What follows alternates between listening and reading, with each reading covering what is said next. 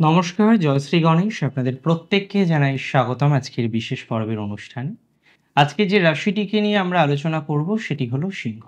সিংহ রাশির জাতক জাতিকাদের মন কিভাবে জয় করবেন, কিভাবে তাদের ভালো লাগাগুলোকে আপনি আরও বেশি এনহান্স করার মাধ্যমে তাদেরকে জয় করতে পারবেন, আজকে সেই বিষয়টা নিয়ে আপনাদের সাথে বিস্তারিত কিন্তু আলোচনা করব। সবার প্রথমে আপনাদের একটা কথা আমি জানাতে চাই, আজকের এই সিরিজ শুধুমাত্র সিংহ রাশির জাতক জাতিকাদের জন্য নয়। আপনার প্রিয় মানুষ, তার যদি রাশি সিংহ হয়ে থাকে, আপনার প্রিয়জন তার যদি রাশি সিংহ হয়ে থাকে, আপনি এই ভিডিওটি দেখতে পারেন।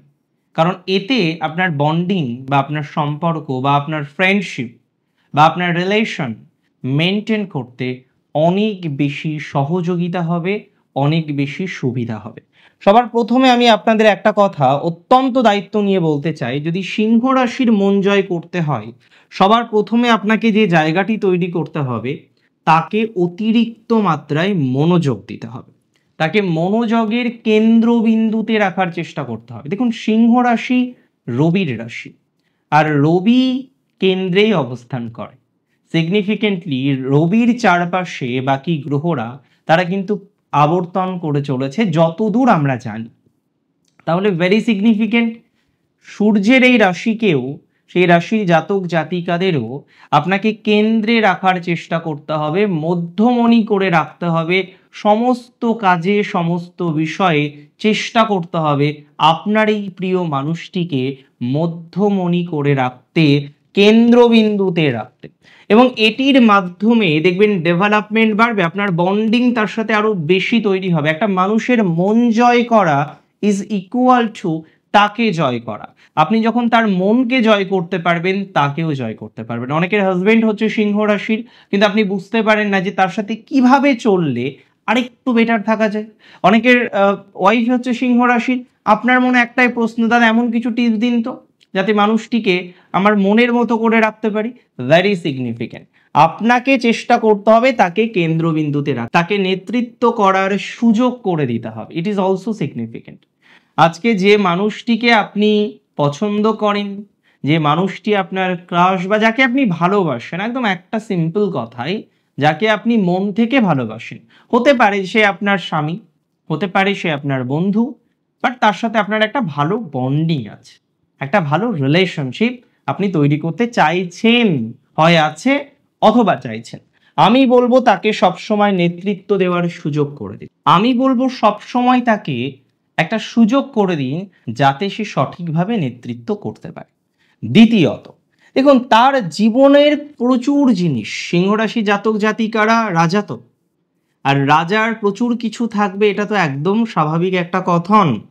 সিংহ রাশির জাতক জাতিকাদের প্রত্যেকটি বিষয়ের প্রতি আপনি যত মনোযোগী হতে পারবেন, যে তার কোনটা প্রয়োজন, সে কোনটা চাইছে, সে কি বলতে চাইছে, তার কোন জিনিসটা দরকার, তার ক্ষুদ্রাতি ক্ষুদ্র বিষয়, এটা নয় যে শুধুমাত্র তাকে দামি দামি গিফট দিতে হবে।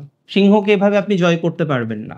লাখ টাকার গিফটে সিংহ সন্তুষ্ট না হলেও 5 টাকা মূল্যের কোনো ফুল, যেটা বহু মূল্যের, প্র্যাকটিক্যালি তো বহু মূল্যের, একটা 5 টাকা হয়তো তার দাম, কিন্তু তার যে ভ্যালুজ সেটি অনেক বেশি। আর সিংহ সর্বদাই ভ্যালুজকে গুরুত্ব দেয়।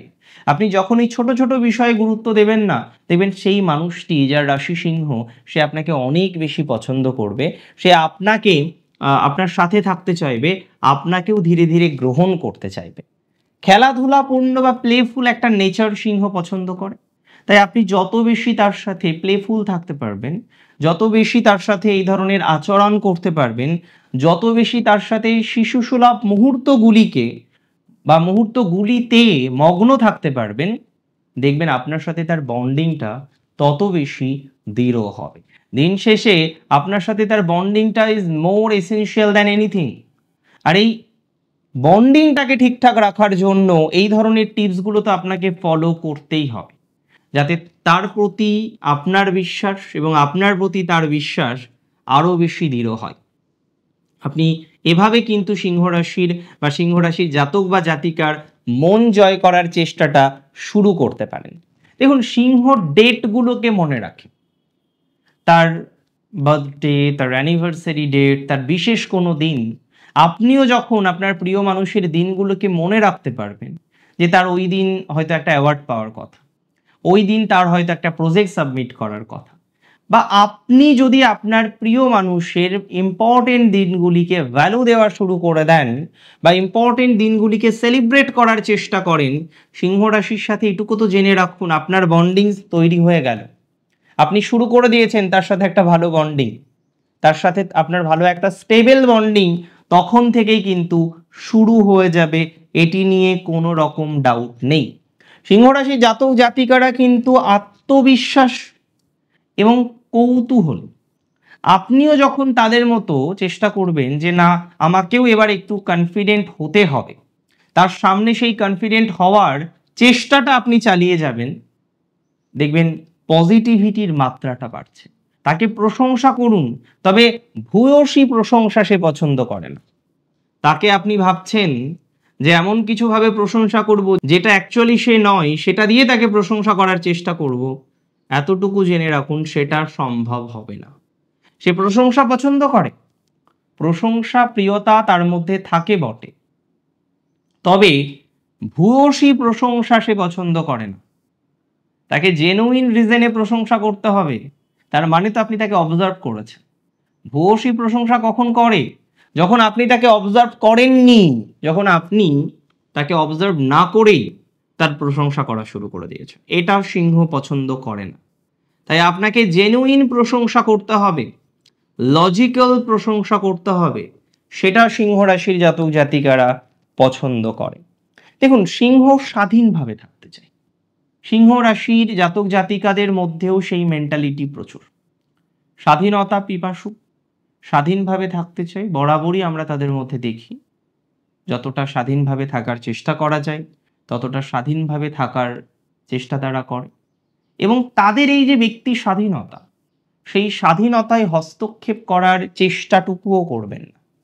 তাতে আপনার সাথে বন্ডিং তৈরি হওয়া তো অনেক পরের কথা, আপনার সাথে যেটুকু বন্ডিং আছে সেটুকুও কিন্তু নষ্ট হয়ে যেতে পারে। তাই সিংহ রাশির জাতক জাতিকাদের সাথে ভালো বন্ডিং তৈরি করার জন্য আপনাকে কিন্তু তার ব্যক্তিগত স্বাধীনতাকে সম্মান দিতে হবে, তার ব্যক্তিগত স্বাধীনতাকে কেয়ার করতে হবে। তার ব্যক্তিগত স্বাধীনতাকে যত বেশি আপনি কেয়ার করতে পারবেন, তার ব্যক্তিগত স্বাধীনতাকে যত বেশি আপনি গুরুত্ব দিতে পারবেন, এতটুকু জেনে রাখুন আপনার সাথে তার বন্ডিং কিন্তু ততটাই সুন্দর, সুমধুর এবং সুস্থির হয়। আমি মনে করি সিংহ রাশির জাতক জাতিকাদের এভাবেই তার স্বাধীনতাকে সম্মান করার মাধ্যমে ডেভেলপমেন্টের জায়গা তৈরি হবে।